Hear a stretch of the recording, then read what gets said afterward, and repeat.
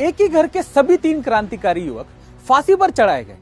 इसलिए स्वामी विवेकानंद जी की साथी भगिनी निवेदिता वीर पिता को सांत्वना देने उनके घर गई थी। पिता का हौसला बढ़ा रही थी और रोने से रोक रही थी।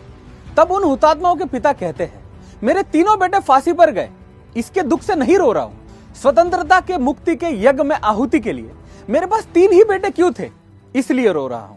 मेरे पास अधिक आहुति डालने के लिए 5-7 बेटे होते तो उनकी भी आहुति इस बलि वेदी पर मैं दे देता।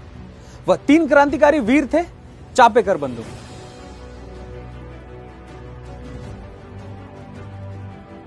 इस घटना को भगिनी निवेदिता जी ने स्वयं लिखा और लोकमान्य बाल गंगाधर तिलक जी ने अपने केसरी अखबार में भी छापा। उसी को पढ़कर युवा सावरकर ने कहा, हम आपके 7 बेटे हैं, उनका अधूरा काम हम पूर्ण करेंगे। सन 1897 में पुणे में प्लेग की महामारी का प्रभाव बढ़ रहा था, लेकिन महामारी के इस दौर में भी अंग्रेजों की निर्दयता जारी थी। ब्रिटिश प्लेग कमिश्नर रैंड्स लोगों के घर में जाकर छानबीन करवा रहा था।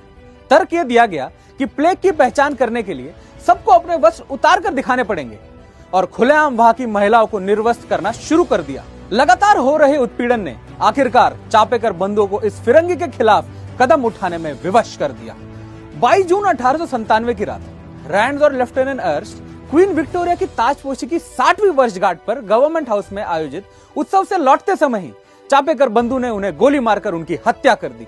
और इस घटना से अंग्रेजी सरकार धधक उठी और उन्होंने दामोदर जी की गिरफ्तारी की और 18 अप्रैल 1898 को उन्होंने येरवाड़ा जेल में उन्हें फांसी दे दी।